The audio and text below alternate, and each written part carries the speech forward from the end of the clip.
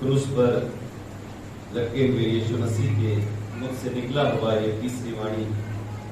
मेरे प्रियो, पहली वाणी जो थी वो दूसरे के लिए थी, अर्थात वो प्रार्थना और याचना करता है। दूसरी वाणी भी दूसरे के लिए थी, जो उस डाकू के उद्धार का काम करती है। और तीसरी वाणी भी वो किसी और के लिए कर रहा है, अर्थात वो अपनी माता के प्रबंध को करने की कोशिश करता है। मेरे प्रियो, प्रारंभिक तीन जो वाणियां हैं, ये किसी और के लिए वो काम करने की कोशिश कर रहा है, उस समय भी जब वो क्रूस पर लटका हुआ है। ज्यादातर इस वाणी को, जो कि तीसरी वाणी है, इस वाणी को महिलाएं बोला करती हैं हमारे क्षेत्र में, या जब भी जाते हैं। और जब मैं अपनी पत्नी के साथ आता हूं तो इस 7 वाणियों में से 2-3 वाणियां वो बोलती हैं, तो इस वाणी को वही बोला करती हैं। और आज अचानक जब मैं सुबह वहां पहुंचा सेंट मसीह मंदिर चर्च में, तो कल मुझे बोला गया था तीसरी वाणी बोला। मैंने कभी तीसरी वाणी पे कभी प्रचार नहीं किया, और मैं सोच रहा था कि इस विषय पर महिलाएं शायद ज्यादा भावुक होती हैं और इस विषय पर बहुत अच्छे रीति से अपनी भावनाओं को व्यक्त कर सकती हैं, और लोग करते भी हैं। कुछ काम ऐसे हैं जो सिर्फ महिलाएं कर सकती हैं, और जो काम माता मरियम ने किया, उस काम को दुनिया का कोई पुरुष नहीं कर सकता था। यीशु मसीह को जन्म देने का काम पुरुष तो कभी कर ही नहीं सकता था, न कर सकता है संतान पैदा। अद्भुत आपके अंदर परमेश्वर ने ये योजना बनाई है, और आपको एक अद्भुत आशीष दी है कि आप संतान उत्पत्ति में प्रमुख भूमिका अदा कर सकें। और इसलिए मेरे प्रियो, महिलाओं को विशेष रीति से खुदा ने तैयार किया है, और वो महिलाओं से अद्भुत प्रेम करता है। और यीशु मसीह के कार्यकाल में भी हमने देखा है कि किसी भी महिला ने धोखा नहीं दिया। यीशु मसीह को उसके कार्यकाल के समय किसी ने भी धोखा नहीं दिया, परंतु सारे पुरुष वर्ग ने धोखा दिया। चेला छोड़ दिया, पतरस मुकर गया, उसको थूका पुरुष वर्ग ने, उसको कांटे मारे का ताज उन्हीं ने पहनाया, पुरुष वर्ग की ओर से ही उस पर काठ को में लटकाया गया। ये सारी प्रक्रिया जो है ये पुरुष वर्ग के द्वारा की गई। इसके लिए मैं दोषी आपको नहीं कह रहा हूं, पर मैं सिर्फ एक अंतर आपको बताने की कोशिश कर रहा हूं कि महिलाओं में और पुरुषों में भावनात्मक रूप से परमेश्वर कैसे अद्भुत रीति से रचना किया है। और इस समय जब हम इस पाठ को पढ़ते हैं, जो पाठ अभी पढ़ा गया, तीसरी वाणी, और तब यीशु ने अपनी माता से कहा, हे नारी, देख ये तेरा पुत्र है। और तब उसने चेले से कहा, ये तेरी माता है। आपने पेंसिल पैराबल सुना है कभी? पेंसिल जानते हैं बच्चे, छोटे बच्चे सब जानते हैं पेंसिल ना। पेंसिल होता है वो कैसा होता है? जो पेंसिल होता है उसके कुछ खासियत होती है। ये पेंसिल हमेशा किसी और के हाथों में जाने के लिए हमेशा तैयार रहता है, बिकता है, लोग बच्चे यूज करते हैं।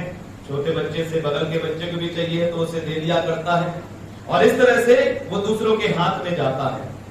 और थोड़ा सा जब उसकी पेंसिल खत्म हो जाती है तो उसे छीला जाता है, उसे कष्ट होता है, वो छीला जाता है, तकलीफ होती है, निर्जीव वस्तु है, मैं पैराबल बता रहा हूं आपको। और उससे पेंसिल के अंदर एक बहुत अच्छी खासियत होती है, और वो ये होती है कि उसके अंदर गलतियों को मिटाने की क्षमता होती है। उसमें एक रबर भी लगा रहता है ना, जो क्या करता है, अगर कुछ गलत लिख लिया है तो उसको मिटाने की क्षमता उसके अंदर है, और उसकी जगह नया लिखने की क्षमता उसके अंदर होती है।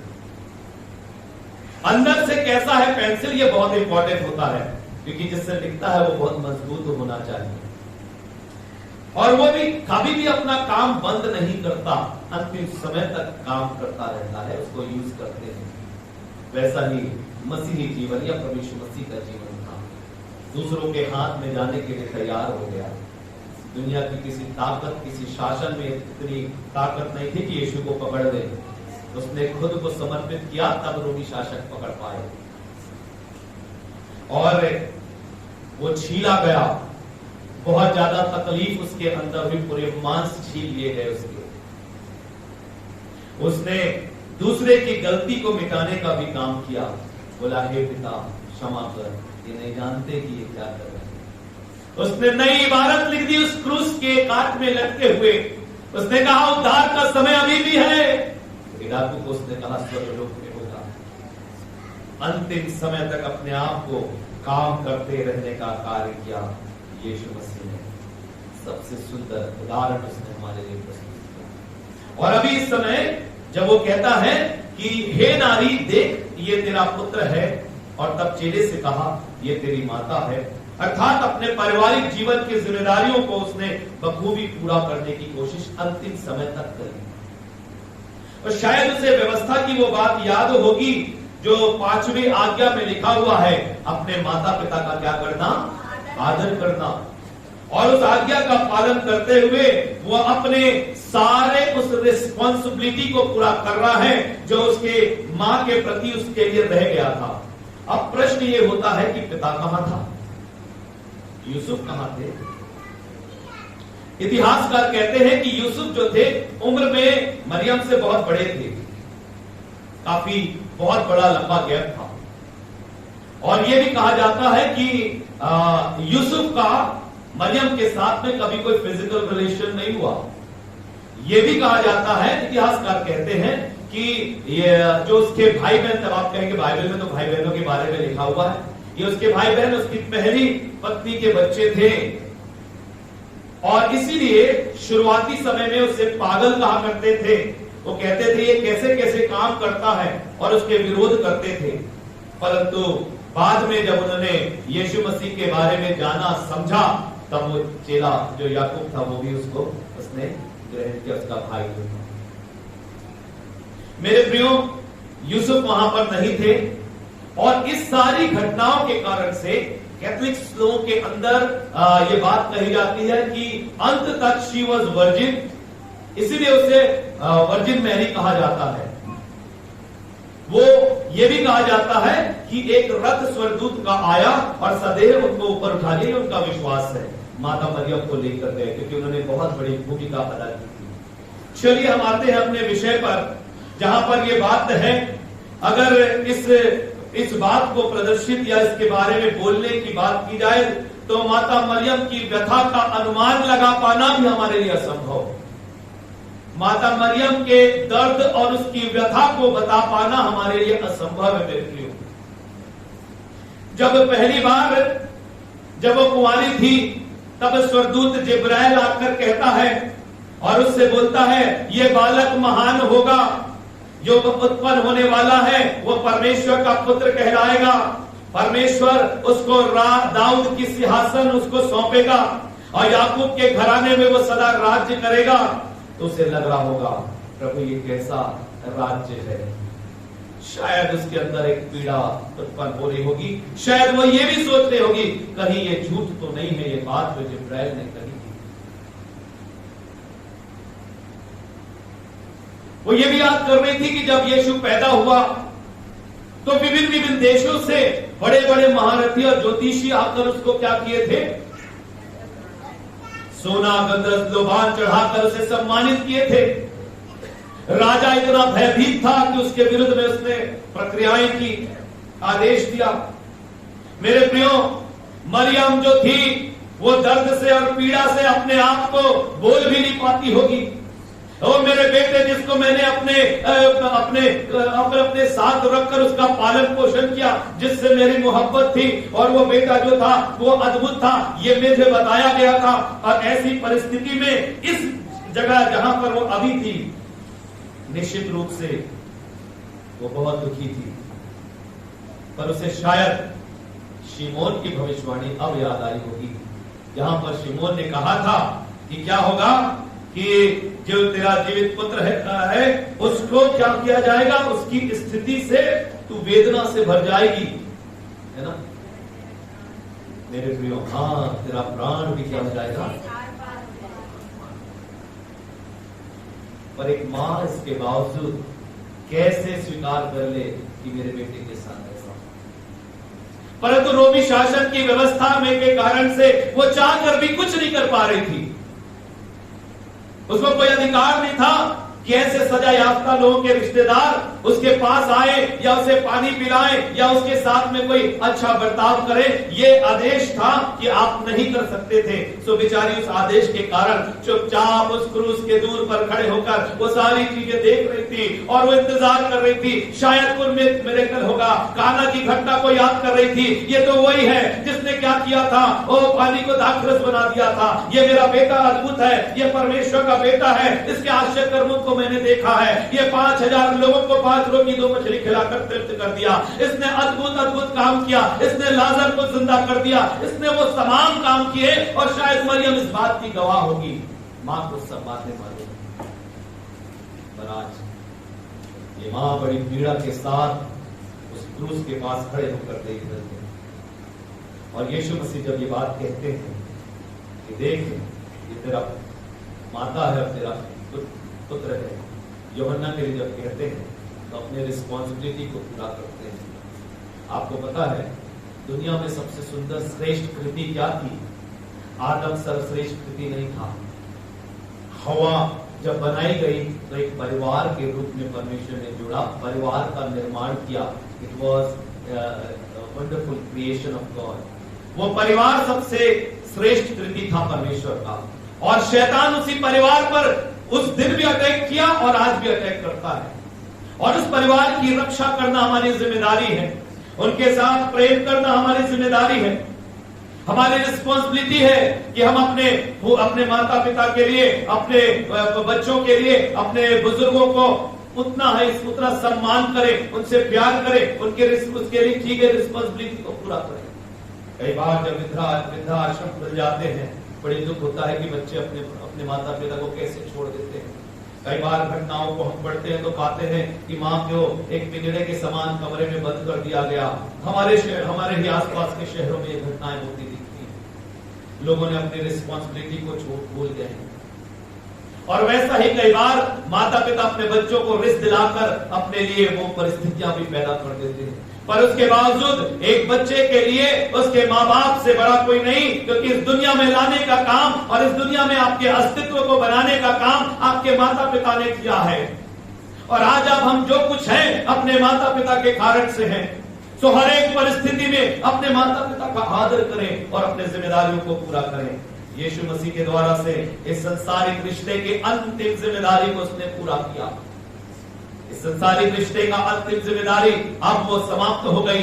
जैसे वो कहता है कि देख ये तेरा पुत्र है, अब उसके पास शायद कोई जिम्मेदार व्यक्ति नहीं बचा था। उसको समझ में आया कि मेरा प्रिय पुत्र, मेरा प्रिय जो चेला है वो यूहन्ना है। और उस समय पे वो 10 लोग जो थे वो वहां पर कमरे में बंद थे, कोठी में, परंतु ये 2 चेले वहां पर मौजूद थे, जिसमें से एक यूहन्ना था। और उसने जान लिया यही उन जिम्मेदारियों को पूरा कर सकेगा। मेरे प्रियो, परंतु एक बात जो है वो मुझको और आपको समझने की बात है।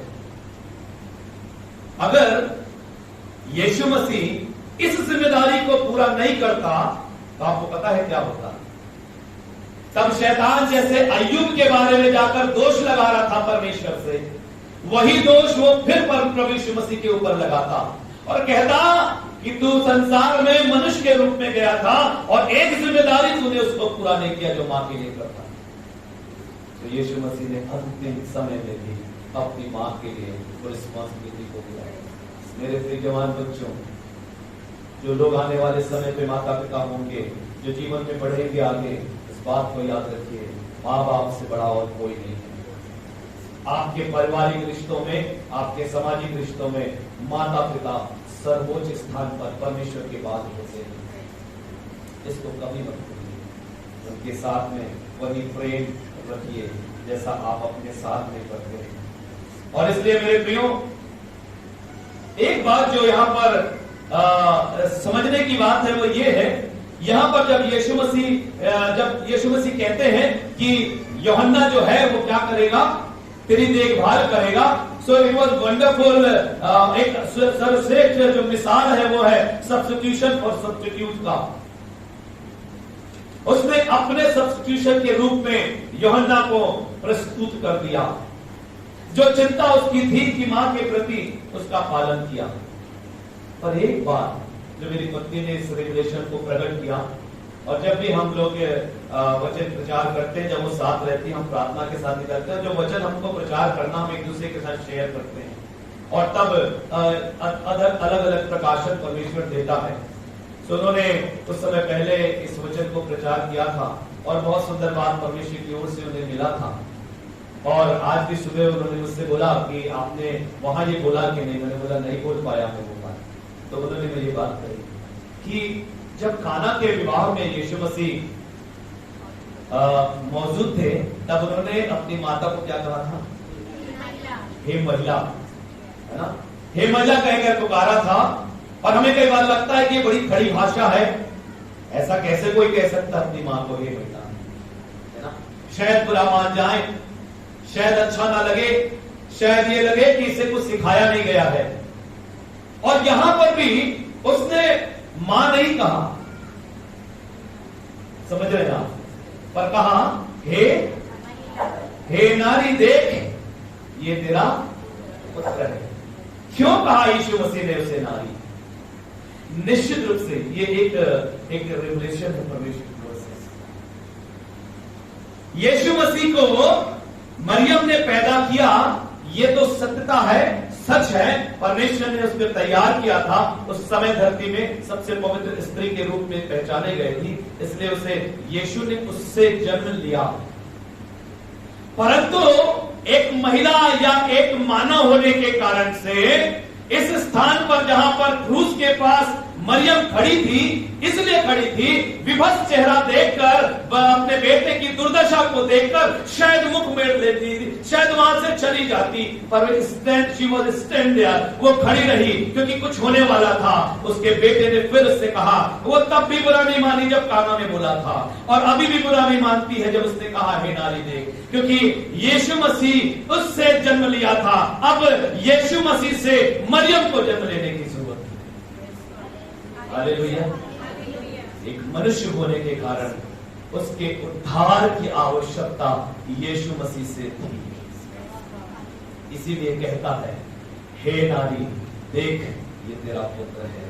मां कहकर संबोधित नहीं करता, मां की जिम्मेदारी संसारिक रीति से पूरा करता है, परंतु जब ये बात नारी कहकर कहता है तो वो इस बात को बताना चाहता है कि अब मुझसे तुझे जन्म लेने की जरूरत है, अब तेरा उद्धार होने की जरूरत है। और हर एक मनुष्य जो है वो इस बात को उद्धार के लिए, प्रभु हमारा पिता है, प्रभु हमारा परमेश्वर है, उसके सम्मुख हम बच्चों के समान है, और इसीलिए कहता है संतान हो। जब मैं अपनी कलीसिया में प्रभु भोज देता हूँ तो ऐसे ही आपके समान लोग आते हैं और सामने घुटने टेकते हैं।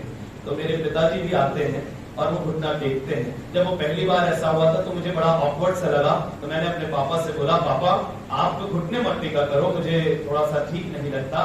तो वो कहते हैं, बेटा मैंने तुझे पैदा किया है, मैं तेरा पिता हूँ इस चर्च के बाहर, परंतु आत्मिक पिता तू है यहाँ पर, और इसलिए मैं घुटने टेक कर वो सारी प्रक्रिया करता हूँ जो दूसरे करते। और इसलिए मरियम ने उसको स्वीकार किया। ऐसी परिस्थिति में भी वो उसके साथ खड़ी रही। प्रभु इस वचन के द्वारा हम सबको आशीष दे और हम अपनी जिम्मेदारियों से कभी ना भागें, अपने माता पिता के लिए अपने रिस्पॉन्सिबिलिटी को जरूर पूरा करें। जो कुछ तुम्हारे पास है, अगर ये शरीर है माता पिता ने दिया, परमेश्वर का सर्वोच्च स्थान है, उसके पश्चात माता पिता ने दिया। ये काबिलियत है, योग्यता है, माता पिता ने दिया है। आपके पास में आज अगर नौकरी है, संपत्ति है, चीजें हैं, माता पिता ने आपको दी है। इस योग्य खुदा माता पिता ने आपको बना दिया है, इसलिए माँ बाप को कभी ना भूलें। पहले अपने माता पिता का सम्मान, आदर और उसकी रिस्पॉन्सिबिलिटी जरूर पूरा करें। प्रभु हम सबको बहुत ऐसे